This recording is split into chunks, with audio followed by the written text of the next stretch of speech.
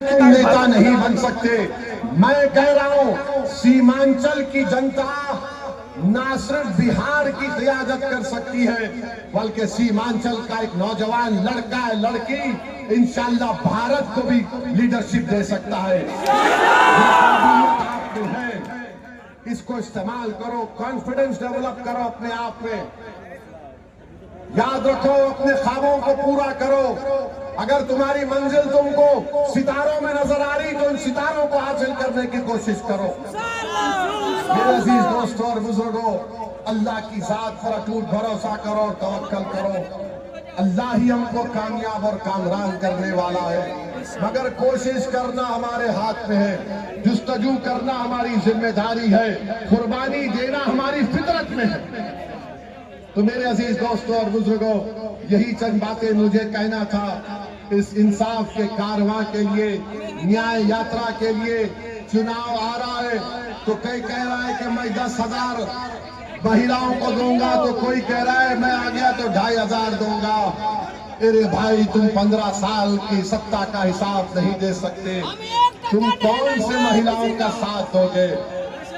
आज आप देख रहे हैं कि मोदी, नीतीश कुमार, चिराग पासवान, कुशवाहा साहब ने मिलकर एक ऐसा काला कानून बनाया वक्फ का, उसको वक्फ तरमीमी कानून कहते हैं, जिसके जरिए से बिहार की मस्जिदों को खतरा पैदा हो गया, बिहार के दरगाहों को खतरा पैदा हो गया, बिहार के खानकाहों को वीरान करने की नाउजुबिल्लाह कोशिशें की जा रही है।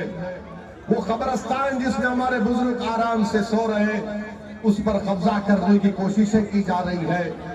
वो वक्फ की जमीन जिसका मालिक अल्लाह है, जिस पर कोई काबिज है तो उसको मालिक बनाने का कानून बना दिया गया।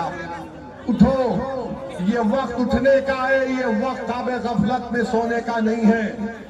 अगर आप बेदार नहीं होंगे तो कोई आकर नहीं कि तुमको बेदार कर सकता। ये बेदारी का सबूत आपको देना है, यही पैगाम हम आपको देने आए हैं। और सीमांचल की सरजमीन पर बार बार मोदी आते हैं और आकर कहते हैं कि यहाँ पर घुसपैठी है।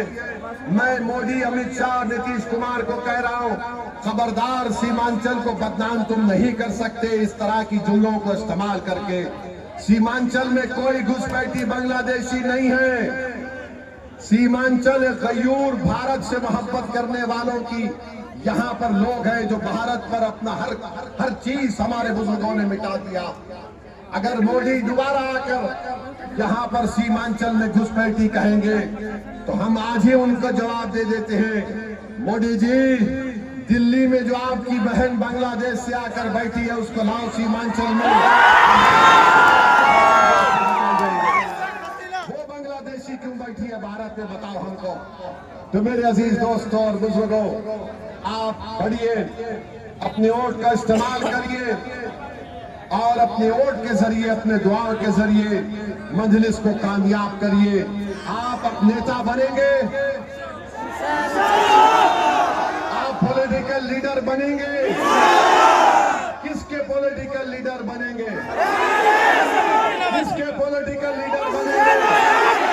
क्या आप सीमांचल को रास्ता दिखाएंगे? क्या आप बिहार को रास्ता दिखाएंगे? क्या आप भारत की नुमाइंदगी करेंगे? क्या आप ख्वाब देखते हैं कि एक दिन आप बिहार के मुख्यमंत्री बनेंगे? आप ख्वाब देखते हैं कि एक दिन सीमांचल का कई लड़की या लड़का भारत का प्रधानमंत्री बनेगा?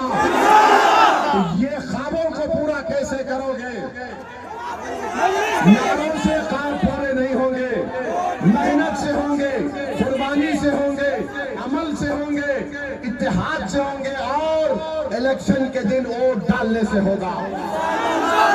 और याद रखो, हमारे जाने के बाद शैतान के एजेंट आएंगे। किसी की नहीं चलेगी, किसी की नहीं चलेगी।